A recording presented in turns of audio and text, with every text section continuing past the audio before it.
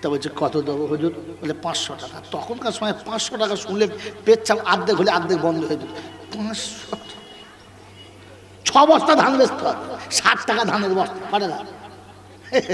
60 টাকা ধানের বস্তা, এই 60 টাকা ধানের বস্তা হলে 5টা লোক ক বস্তা বেচতে পারে? মোটামুটি 8-9 বস্তা। হ্যাঁ না বলে? 500 টাকা তখনকার সময় বলেছে। তো বলছে হুজুর একটু কম করলে তাবিজটা ঘুরিয়ে দাও বাবা, নিতে হবে না, যাও। বলছে হুজুর তাই দেবো। আমি জিজ্ঞাসা করছি, আমার সারা জীবনের বদ অভ্যাস আছে, কোনো কথা অসল হলে ছোটোবেলায় এখন জিজ্ঞেস করার সময়, এখন লোক আমার কাছে জিজ্ঞেস করতো, তখন আমি তাদেরকে জিজ্ঞেস করতাম, আনলাম হুজুর এত টাকা নেওয়া ঠিক হয়ে গেছে? বলছে চুপ কর, শুনতে পেলে উল্টো পাল্টা বলবে। আর মেজুজুর একটু রাগী ছিলেন, জালালি মেজাজের মানুষ ছিলেন। অনেকে জানে আমি মনে হয় ফুরফুরা জীবনে যাই না, এই ফুরফুরা দেখতে পাই না। ফুরফুরা দেখতে, এই ফুরফুরা যারা ভাঙিয়ে খায় দেখতে পাই না। ফুরফুরা ভালো, ফুরফুরার দাদা হুজুর ভালো, ফুরফুরা সিলসিলা ভালো, কিন্তু যারা ভাঙিয়ে খায় বলে একটা ভালো। এই যা শালা ইউটিউবে চলে যাচ্ছে তো, এটা বাদ দিয়ে দিবি। হ্যাঁ বাবা দিদি আমার সোনার চাঁদ বন্ধুরা, এটাই সত্য। যদি ফুরফুরা কোনো কিছু আমার উপর রাগ করে, আমি নারাজ না, এই আওয়াজটা কানে যায় সেরকম করে ছাড়বে বাবাজিরা সোনারা।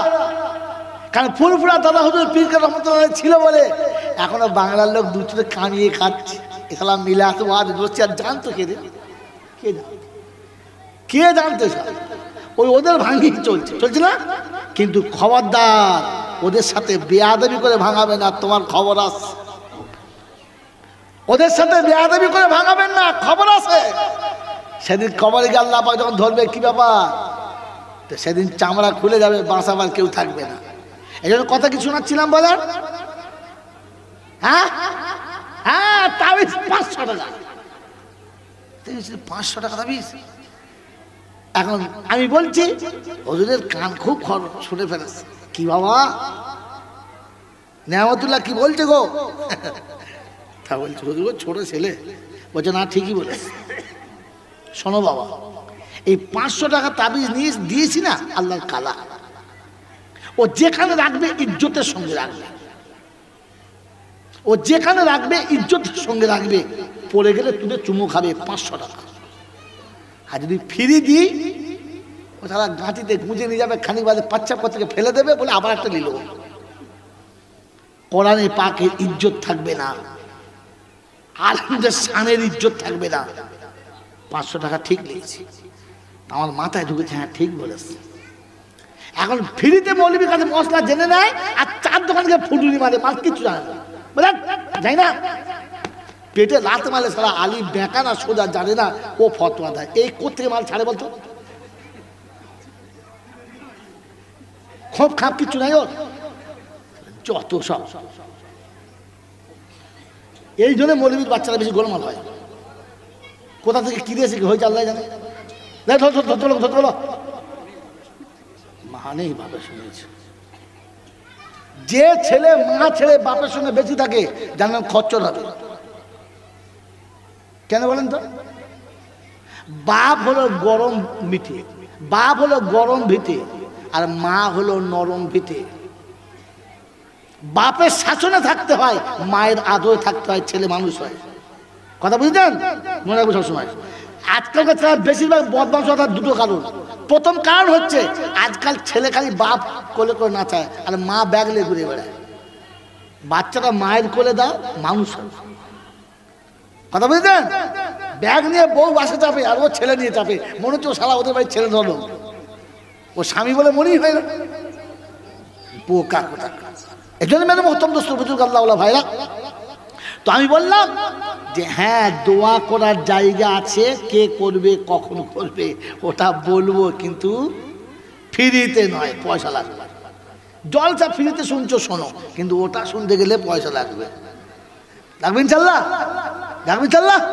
বাবা ফোন আসলে খালি অন করে ছেড়ে দিবি, কিছু বলছি না, তা বুঝে নেবে কথা বলছে। মেরে মুহতম দোস্ত বুজুর্গ আল্লাহওয়ালা ভাইরা, জ্ঞানী জনরা, সতী মানুষরা, এই জন্যে আল্লাহ পাক আপনাকে আমাকে শোনাচ্ছে, প্রথমে আমাকে বিশ্বাস কর, ফের আমি কি দেবো বলেছি ওটা চিন্তা কর। আজ আমাদের বেশিরভাগ মনে আশা কি, এত দোয়া করছি, এত কান্নাকাটি করছি, এত কিছু করছি, আচ্ছা একটাও নিচ্ছেন আল্লাহ। তো আল্লাহ পাক নেবার জন্য আমি তো আল্লাহ বলে আমি তো শর্ত বলে দিয়েছি, আমি নবীকে বলেছি খবরদার দোয়া করবি না। আচ্ছা নবীর দোয়া যদি ফিরিয়ে দেয়, আমাদের মতো মৌলবী দোয়া নেবে? যদি বলেন নেবে, তাহলে নিতে গেলে মরার আগে আমাকে সোজা করতে হবে। কথা মনে থাকবে ইনশাল্লাহ। জলসায় লোক চিরকাল কম হয়েছে আর কম হবে, এটাই সত্য। মেলাতে ফুটবল খেলাতে লোক চিরকাল বেশি হয়েছে আর হবে, এটাই সত্য। আপনাদের এলাকায় ফুটবল খেলা হয় একটা না, এরকম লোক হয় না, এর থেকে বেশি ডবল, 4 ডবল।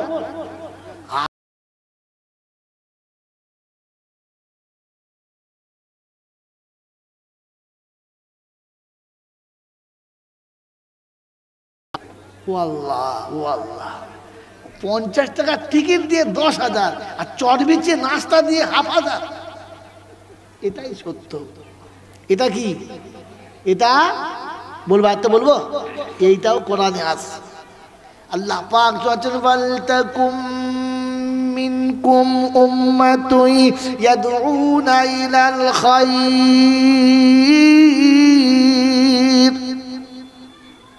ইয়ামুরুনা বিল মারুফি ওয়া ইয়ানহাউনা আনিল মুনকার।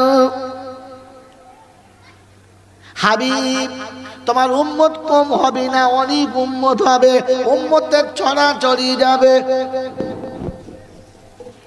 উম্মতের কোনো শেষ থাকবে না, উম্মতের গুনতি হবে না। কিন্তু হাবিব শুনে রাখো, অল্প সামান্য কিছু মানুষ তারা ওই রকম হবে যারা মানুষকে দিনের দিকে ডাকবে, ভালোর দিকেতে ডাকবে, নিজেরা ভালো পথে চলবে, মানুষকে খারাপ রাস্তায় বাধা দেবে, নেক পথে নিজেরা চলবে আর চালানোর ফিকির করবে। এই মানুষগুলো কিন্তু কম হবে। ওয়ালতাকুম মিনকুম উম্মাতুন ইয়াদউনা ইলাল খায়র, একটা জামাত হবে, অল্প 2-4টে মানুষ হবে, বেশি সেখানে থাকবে না। এ বাগদিরা সোনার আলালেরা, জ্ঞানী জনেরা, শুধু মানুষেরা, আল্লাহ পাক শোনাচ্ছেন কুনতুম খায়রা উম্মাতিন উখরিজাত লিন-নাস তা'মুরুনা বিল মা'রুফি ওয়া তানহাউনা আনিল মুনকার ওয়া তু'মিনুনা বিল্লাহ। তোমরা জাতির শ্রেষ্ঠ হবে, উম্মতের সর্বশ্রেষ্ঠ হবে, তোমাদের দিকে তাকিয়ে বিচার হবে, তোমাদের কথার উপরে নবীদের ফয়সালা হবে। আমি আল্লাহ পাক শুনিয়ে দিয়েছি শ্রেষ্ঠত্বের জন্য 2টো কাজ, একটা ভালো কাজের আদেশ করবে, অসৎ কাজ থেকে নিষেধ করবে, নিজে কাজের উপরে জমে থাকবে, নিজে মাথায় টুপি দেবে, আরেকজনকে টুপি পরার জন্য বলবে, নিজে মুখে দাড়ি রাখবে, আরেকজনকে দাড়ি রাখার কথা বলবে, নিজে সুন্নতি পোশাক পরবে, আরেকজনকে সুন্নতি পোশাক পরার কথা বলবে, নিজে খেতে বসলে দস্তরখান বিছাবে, আরেক সাথীকে দস্তরখান বিছাতে বলবে, নিজে খেতে বসে প্রথমে বিসমিল্লাহির রহমানির রহিম বলে খাবে, তাকে বিসমিল্লাহ বলে খেতে বলবে, আর নিজে মাঝে মাঝে লাখ আলহামদুলিল্লাহ কা শুকর বলবে, সাথীকে বলার জন্য প্র্যাকটিস করাবে, নিজে খাওয়া হয়ে গেলে আলহামদুলিল্লাহ বলবে, সাথীকে আলহামদুলিল্লাহ বলা শেখাবে, নিজে খাবার সময় সাথীর দিকে তাকিয়ে খাবে, সাথীকে ওটাই খাবার সময় তাকিয়ে খাবার আদেশ দেবে।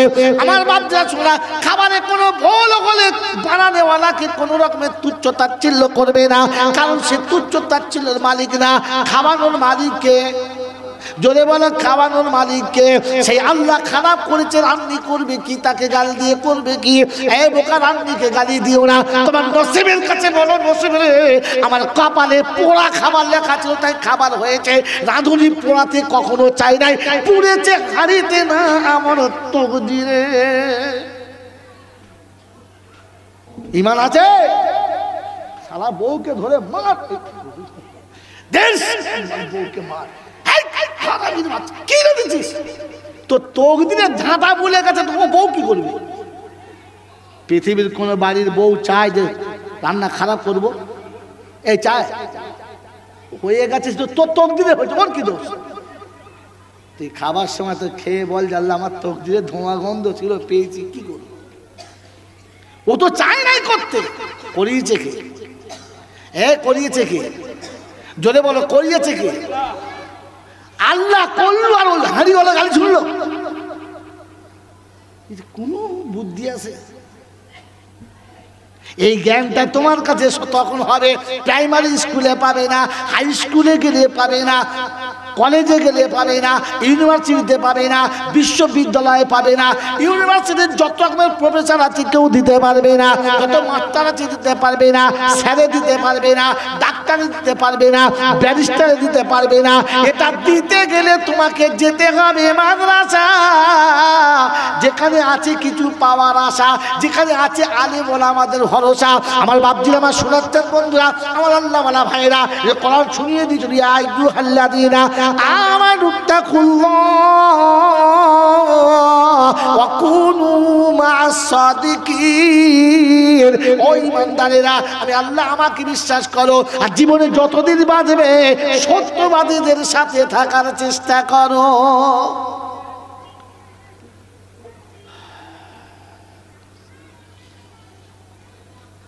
বাবাজিরা, সোনার আল্লাহেরা, একটু মাঝখানে একটা গোলমাল করে নি। পৃথিবীতে একদল লোক ইমানদার, একদল বেঈমান, চিরকাল ছিল, আছে এবং থাকবে। হ্যাঁ না? না জোরে বলে, কথা জোরে বলে। আপনাদের গোলায় হয়েছে কি? এত ভাত খাওয়ার টাইম হয়ে গেল, নাস্তা খানে কি আশ্চর্য। সুবহানাল্লাহ জোরে বলেন, সুবহানাল্লাহ। না হয় নাই, এ মাল আলাদা, সে সুবহানাল্লাহ বলা মাল আলাদা। বাবাজি, সিপিএম এর পার্টি অফিসে কংগ্রেসের লোক ঢুকে যদি বলে, বল বল ইনকিলাব জিন্দাবাদ, তাহলে বুঝতে হবে মাল এ দলের নয়। হ্যাঁ কি বলেন জি? আর কংগ্রেসের পার্টি অফিসে ঢুকিয়ে যদি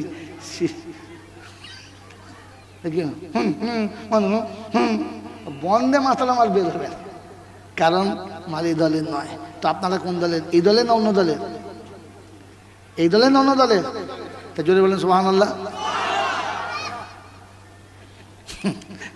এগুলো মাল আল্লাহ বাঁচার তৌফিক দান করুক, বলুন আমিন। তো দুটো দল চিরকাল ছিল, আছে এবং থাকবে। একটা ইমানদারের দল, একটা বেঈমানের দল। একটা আল্লাহর দল, একটা শয়তানের দল। কি বাবা, ছিল না? ছিল, আছে, থাকবে ইনশাআল্লাহ। তো বলেন তো, শয়তানের দল কটা? আমি কোন দলে দেখতে হবে? তো শয়তানের দলে না রহমানের দলে? তো শয়তানের দল চারটে। শয়তানের দল কটা? মুখস্থ করেন, ভুলে যাবেন না। বাড়ি গিয়ে কমপক্ষে মা বোনের কাছে বলবে, যে শুনেছি শোন। শয়তানের দল কটা? জোরে বলেন। চারটে। কি কি? কাফিরিন, মুশরিকিন, মুনাফিকিন আর বদ্দিন। কথা বলছেন? যদি কোনো মানুষ বদ্দিনে চলে তো বুঝতে হবে শয়তানের দলে। যদি মুনাফিকে চলে তো জানবেন শয়তানের দলে। যদি মুশরিকে চলে তো জানবেন শয়তানের দলে। যদি আল্লাহকে অস্বীকার করে চলে তো জানবেন কাফেরের দলে, শয়তানের দলে। এই চার দলে আমাদের নাম আছে। আছে? হ্যাঁ বলে না, নাও বলে আছে, বলছে আছে। কি আমরা এরকম ভুল করবো? আল্লাহকে ডবল বলি, আল্লাহকে স্বীকার করি। তাহলে এই চারটে দল হচ্ছে শয়তানের। মুসলমানের দল কটা? রহমানের দল কটা? চারটা। রহমানের দল কটা? একটা হলো নবীয়িন, সিদ্দিকিন, সোহাদা, সলিহিন। নবীদের দলে আমাদের নাম পড়ে না।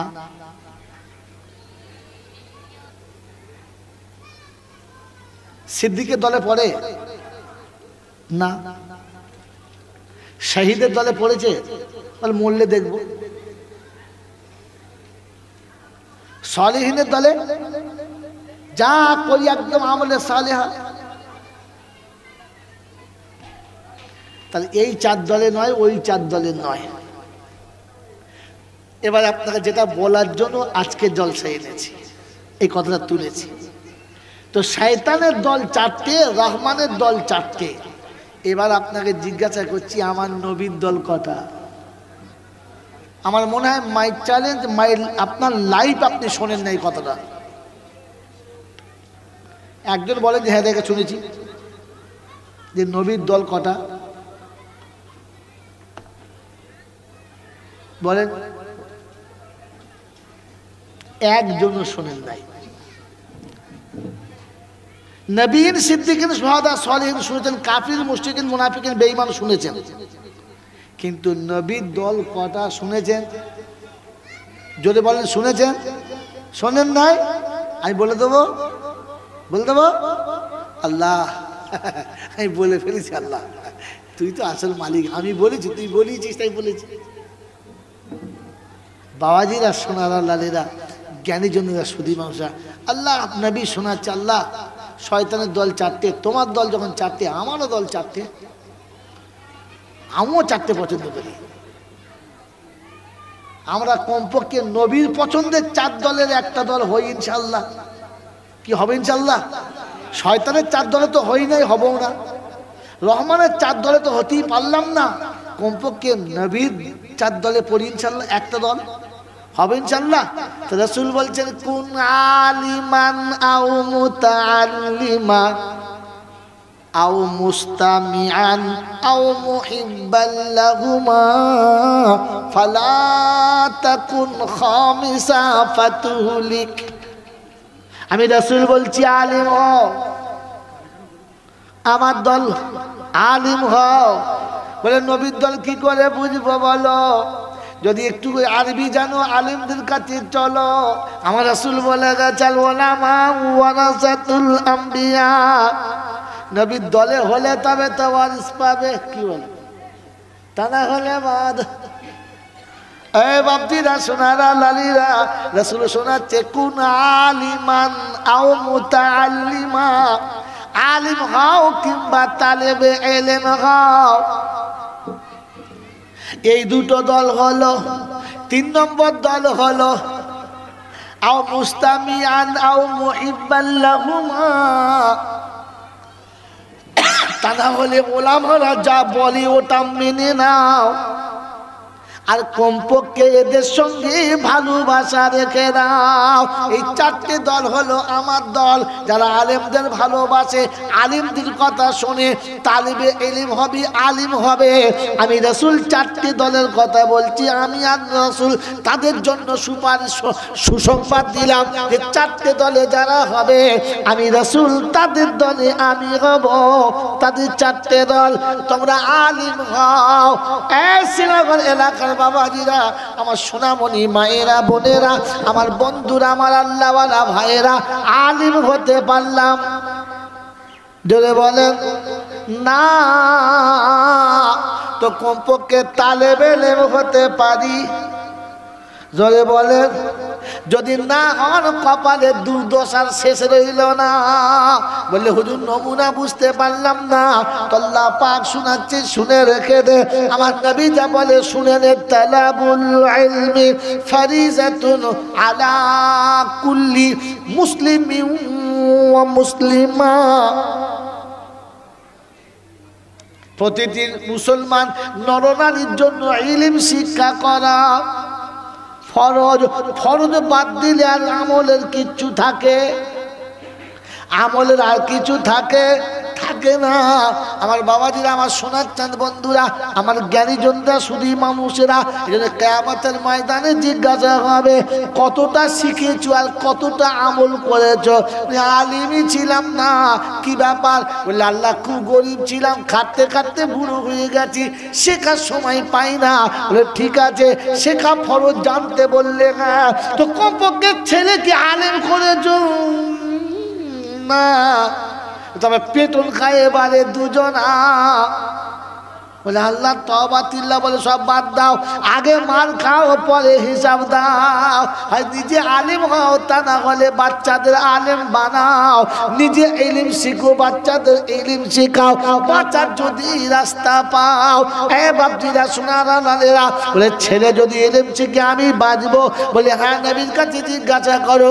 আমি সুপারিশটা নবীর হাত দিয়ে পাঠিয়েছি, আমি খবরটা নবীর হাত দিয়ে পাঠিয়েছি, আর বলে দিয়েছি কাল কিয়ামতের যখন ময়দান হবে, হাসরের দিন হবে, ও বাংলার মানুষেরা বড় আলেমের হাতে মুসাফা করো, বড় বুজুর্গের হাতে মুসাফা করো, বড় আল্লাহ ওয়ালাদের হাতে মুসাফা করো। আমি রাসূল সুন্নাত তোমাদের শিখিয়েছি, ভালো বেশি বেশি মুসাফা করবে, বারণ করব না।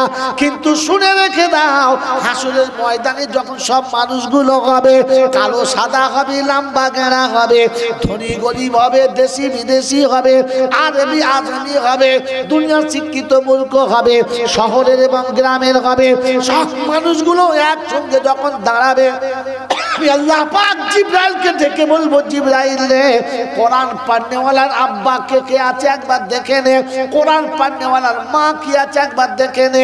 ওই কোরআন পড়নেওয়ালার আব্বা দেখে গিয়ে তুই নিজে মুসাফা করে হাত ধরে তুলে আনবি, আর কোরআন পড়নেওয়ালার আব্বার হাতে জিবরাইল তোকে গিয়ে মুসাফা করতে হবে। তোমাকে ছুটে মুসাফা করতে যেতে হবে না, ফেরেশতা এসে তোমার হাতে মুসাফা করবে। ছেলে আলেম করো, ছেলেদেরকে কোরআন শেখাও। শুধু মুসাফা করলে হবে না, মুসাফার সাথে সাথে কিছু হাদিয়া দিতে হবে। আমার মনে হয় হাদিয়া এখান থেকেই চালু হয়েছে, হাদিয়া দেওয়ার এটাও একটা নোক্তা। আল্লাহ পাক শোনাচ্ছে, কোরআন পড়নেওয়ালার আব্বাকে শুধু মুসাফা করে ছাড়বি না, আমি আল্লাহ আমার নিজের হাতে বানানো দুটো নূরের তাজ আছে, ওই তাজ দুটো তুলে এনে একটা আব্বার মাথায় একটা মায়ের মাথায় পরিয়ে দিবি, আর আমার আরশের তলাতে ভিআইপি মেহমানের সামনের কাতারে বসাবি, যেন হাসরবাসী সবাই তাদেরকে দেখতে পায়। বাবা হয়ে জিজ্ঞাসা করবে, এরা কারা? বলে আলেম ও হাফেজের আব্বা যারা, ডাক্তার মাস্টারের বাপ কারা, লাল ঘরে ধোলাই খাচ্ছে তারা।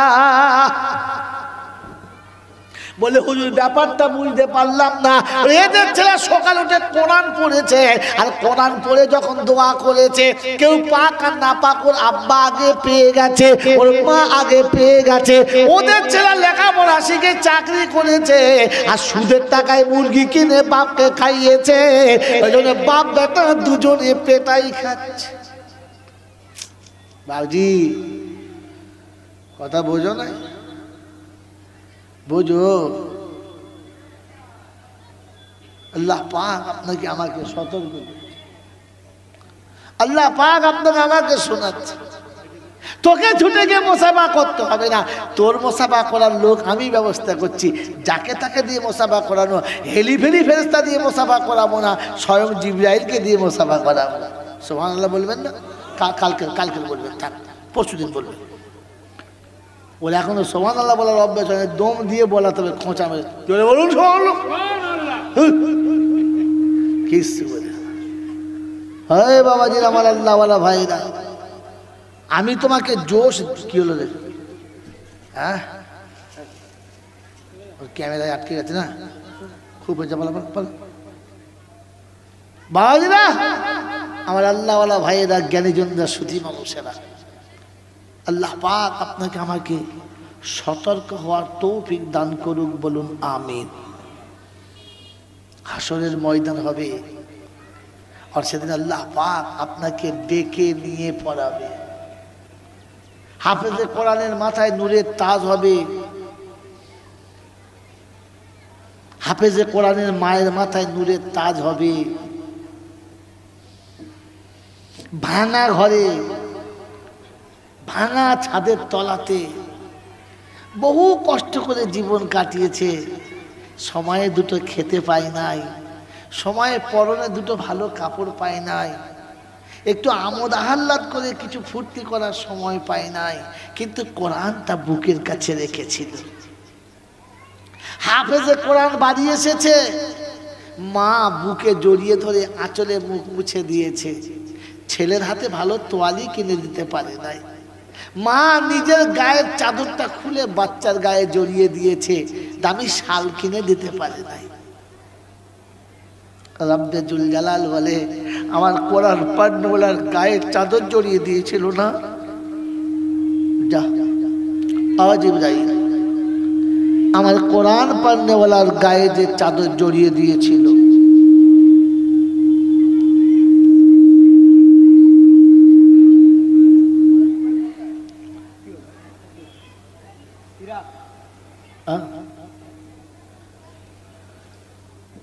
আমার কোরআন পান্নেওয়ালার গায়ে